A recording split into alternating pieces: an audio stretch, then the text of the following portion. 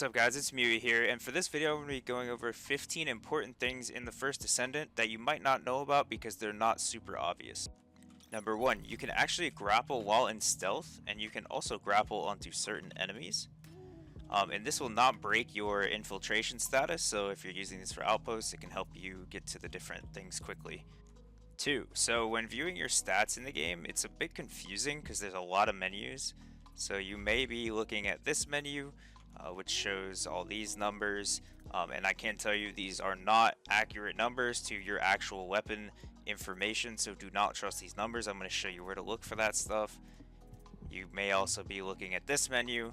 Again, these numbers are not accurate, and you can actually see that these numbers do not match up with your module page because this page isn't taking your modules into account. So what you actually want to do is this go to info. It's W on PC by default. This is where you're actually going to see the actual stats for your gun, your descendant, everything. So this is the menu you want to be looking at. It's a little bit out of the ways here, but you definitely want to come here when you're checking information. So if I click on my Thunder Cage here, you can see this is the actual crit rate I have, the actual crit modifier. Same for descendants, you're going to see all your actual stats here. If you have modules and stuff, it all applies here. So this is where you want to look for the stats on all your stuff. So you can see again like 30%, 30.44. If we go back to this menu here, it's saying 27.8. That is not accurate. And if we come to this menu here, it's saying 22.64, also not accurate. So make sure you're using this menu to look up your stats. 3, so a lot of mods in this game are actually multiplicative and not additive, specifically weak point and things to do with crit. So I'm going to show you guys that real quick. On the Enduring Legacy, we have a 1 times weak point multiplier. If we take a 35% mod, you can see it's adding just that 0.35 here. And we can look at crit damage too. So 1.7. If we add a 0.75, you can see that it's multiplying those numbers. So this is not additive. It multiplies based on this base value. So, you know, the higher you have a base crit rate and the higher base crit damage, it's going to scale better with crit mods. Same with weak point. And I'll show you guys this real quick on the Python. So if we take a look here, Python has weak point of 2 times. If we take our weak point, you can see it's 0.7, so it's twice as effective on the Python. Same thing goes for the crit because, let's see, crit rate is 5%, so we can go look at that. So if we add that, it's only giving us 2% crit rate because the base is so low.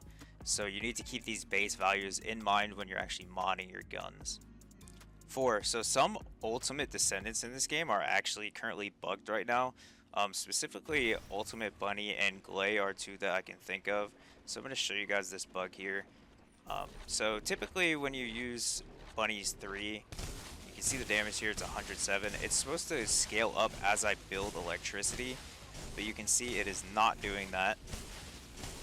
And once I recast it here, now casting it with full electricity, it's doing 220k base. So it is not scaling as you're building electricity up on the move. However, this is not a problem with Bunny, and I'll show you guys that here. So now we're on regular Bunny. You can see 130k, and you can see how it's scaling up as I'm moving. So this is a bug with Ultimate Bunny. It does not apply to high voltage, so high voltage is scaling correctly, but her regular 3 is not working properly on Ultimate form. Now, Ultimate Glay is also having a similar issue where she is not receiving the extra damage on her Massacre based on the Frenzy HP consumption. This is not happening on regular Glay, but it is bugged on Ultimate Glay. It's kind of hard to show you guys, but just another one to keep in mind is this is not currently working. I think Nexon is aware of it because a lot of the player base is aware of it. If you guys do know of any other Ultimate Descendants that are having similar bugs, please let me know in the comments. 5, when combining modules, the actual rarity obviously matters. Most of us know that. But the socket and the type here also have an effect on the outcome of the module combination.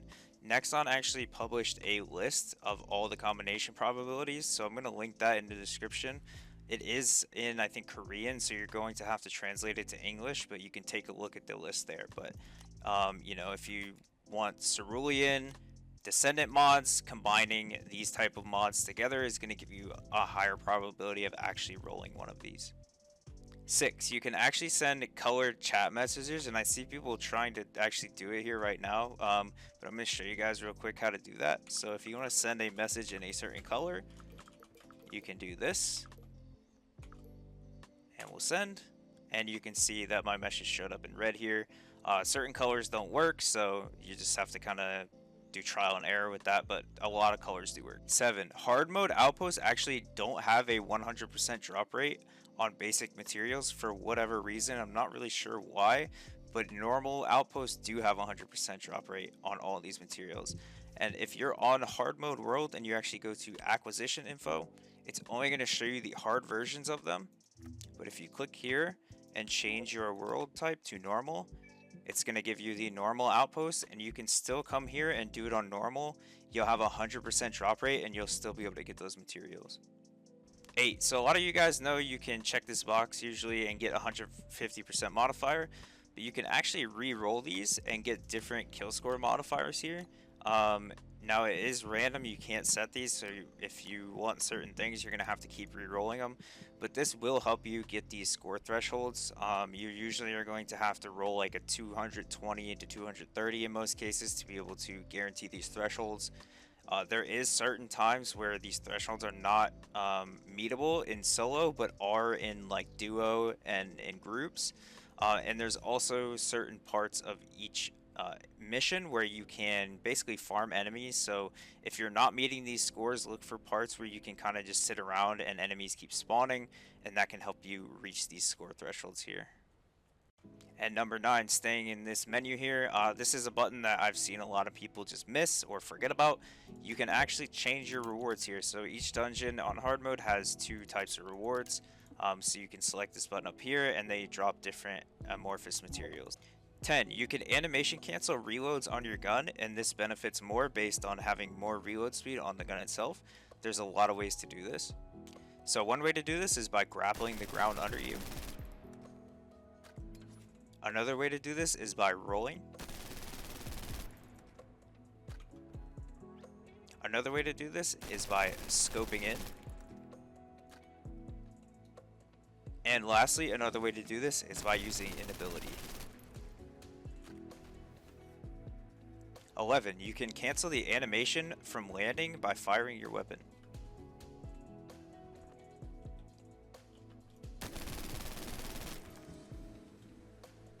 12, you can actually view future target farms for the week. So a lot of you guys know that you can come here and basically view if you're looking for a specific reactor.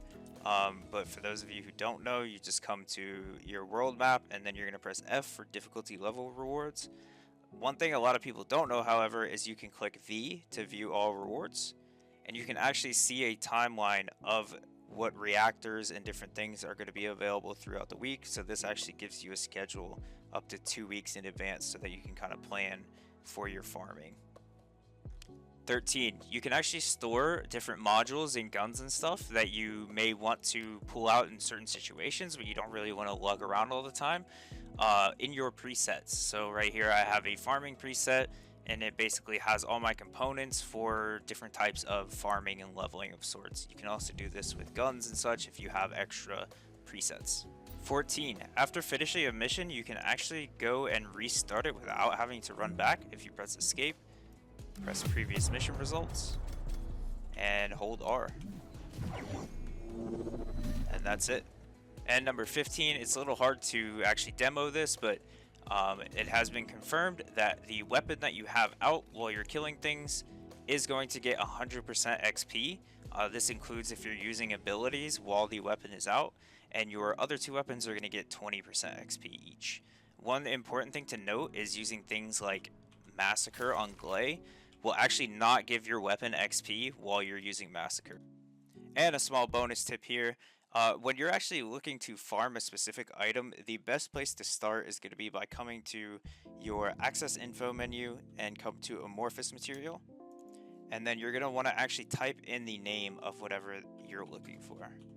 So if you're looking for Eugen code, you type that in and it's going to give you all the amorphous materials, and you can actually hover each one and see the drop rate as well as seeing what else that drops for you.